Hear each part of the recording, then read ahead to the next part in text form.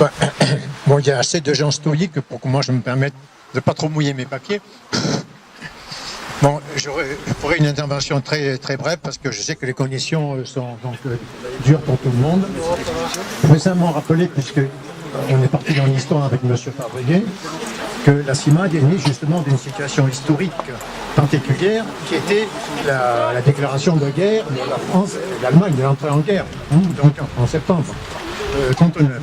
La CIMAD est née dans le mouvement quelques semaines après, parce qu'on savait qu'il allait y avoir des mouvements de population, des déplacements. C'était le terme de l'époque. Ça va comme ça? Comme ça? Merci. D'accord. Voilà. Donc, la CIMAD est née par étapes, puisqu'elle a été déclarée au journal officiel de la République française. C'était encore, cette fois-ci, au mois de mars 1940. Il a fallu du temps. Mais elle s'est mise en mouvement dès septembre et octobre 1939. Bon, il est arrivé ce que vous savez, donc là je ne reviens pas dessus, bien entendu, mais elle était chargée donc, de s'occuper et de placer les déplacés. On n'appelait pas ça le terme de réfugiés parce qu'on pensait que c'était des Français d'Alsace-Lorraine, par exemple, qui étaient plus menacés dans l'optique traditionnelle des affrontements militaires entre la France et l'Allemagne. Et donc, elle a exploré les régions où on pouvait accueillir.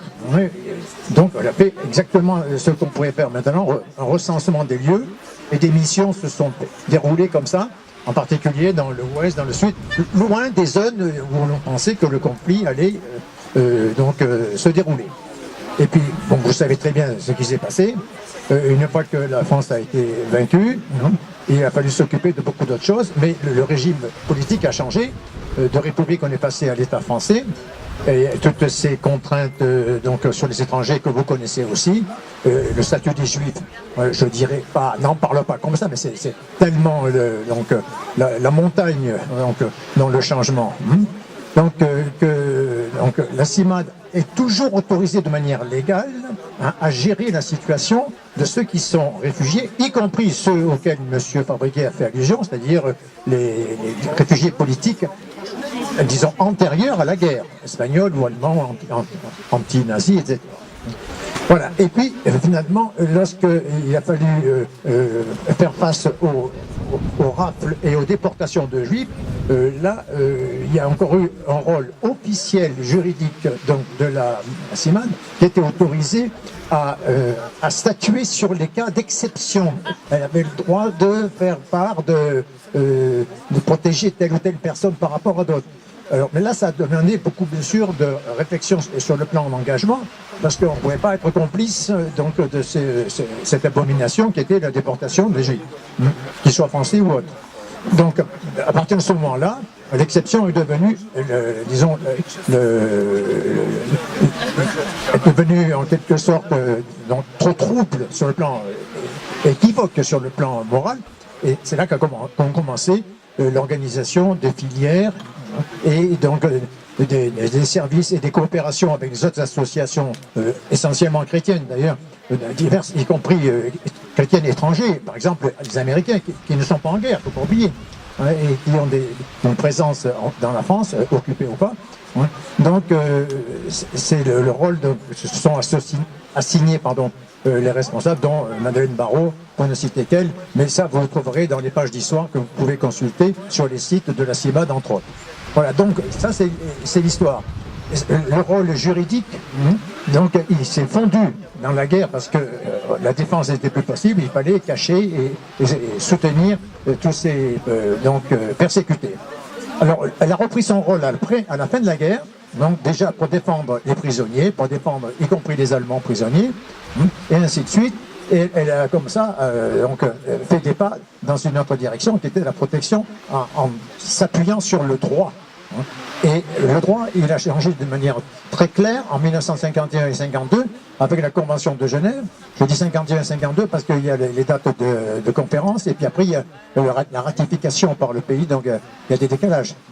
Et donc à partir de ce moment-là, on a inventé, pas tout de suite mais bientôt, donc des règles de plus en plus précises sur l'accueil des réfugiés et sur le traitement de leur demande qui va être officiellement une demande d'asile. Donc Alors, pour le savoir, donc, et c'est ça la spécificité de la CIMAD par rapport à beaucoup d'autres associations, c'est que son rôle essentiel, c'est la défense des droits, donc des interventions juridiques. Alors, intervention, c'est un grand mot, c'est-à-dire d'abord transmission de ce droit. Parce que pour connaître le droit d'asile et, disons, la manière dont il est traité, il faut avoir des bons yeux et des grandes oreilles pour entendre et lire et écouter tout ce qui se dit. Il y a en France ce qu'on appelle un code d'entrée et de séjour des étrangers et des demandeurs d'asile, ça s'appelle le CCEDA. Ça représente à peu près des centaines d'articles et je ne parle pas des alinéas. Je voudrais ici mettre au défi celui qui pourrait connaître et citer le CCEDA les yeux fermés. Donc, pour faire ce travail, c'est bien sûr des juristes qui s'y attellent, et c'est donc ce que fait la CIMAD, qui compare parmi ses salariés des juristes. Donc ici, la CIMAD, le groupe local du Chambon, dépend bien sûr de la région Rhône-Alpes, antérieurement Rhône-Auvergne, mais est rattaché donc au groupe donc, de Lyon, qui a des employés salariés juristes.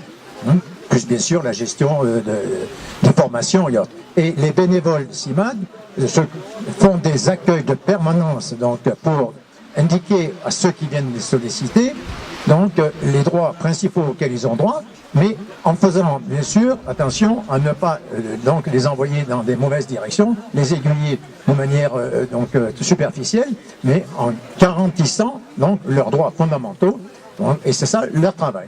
Donc c'est ce que font donc les permanences donc du Chambon, mais aussi au Puy maintenant. Il y a donc 2 permanences de la CIMAD Haute-Loire qui rayonnent souvent à partir donc des CADA ou des hébergements d'urgence des demandeurs d'asile, mais aussi pour tous les étrangers qui ont des droits particuliers, des droits qui sont mal connus aussi bien par eux que par bien sûr les concitoyens français que nous sommes.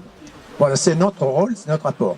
Voilà. Sur le traitement de l'asile en général, la CIMAD est représentée quand même maintenant à l'OFPRA, c'est-à-dire l'Office français donc, de protection des réfugiés et apatrides, et donc comme assistant aux délibérations, ce qui est une nouveauté dans le traitement de l'asile, mais donc n'est pas participant aux décisions par contre.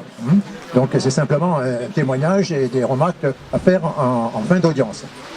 Les demandeurs d'asile, donc, qui constituent la majorité des migrants, les demandeurs d'asile donc, passent donc, en première audition donc, par le biais d'une administration. L'OFPRA, c'est une administration, ce ne sont pas des juristes, donc, qui accordent ou non un statut.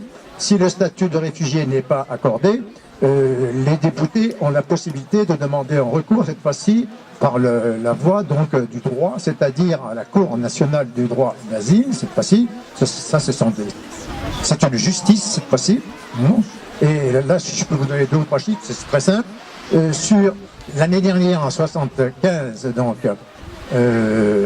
en 2015, pardon, 2015, donc il y a eu 62 000 décisions sur 80 000 demandes déposées, mais toutes n'ont pas été examinées, parce qu'il y a eu des réexamens des années précédentes, et il n'y a eu que 14 000 statuts accordés par l'OFPRA.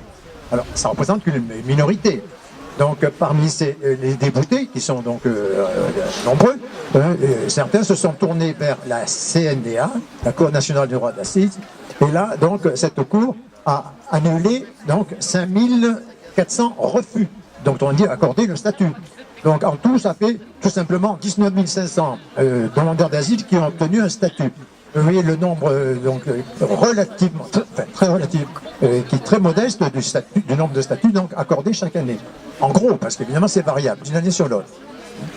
Donc, en gros, donc, la France accorde, en gros, 30 à 31 ou 32% de statuts à ces demandeurs d'asile, ce qui est un taux parmi les plus modestes des taux européens.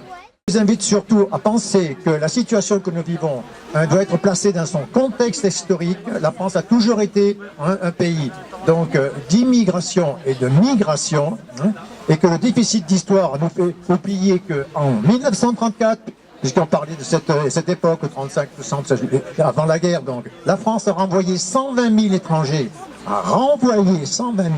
dans leur pays, principalement des Polonais et d'autres donc migrants d'Europe qui cherchaient refuge en France. C'est quand même un chiffre qui fait frémir.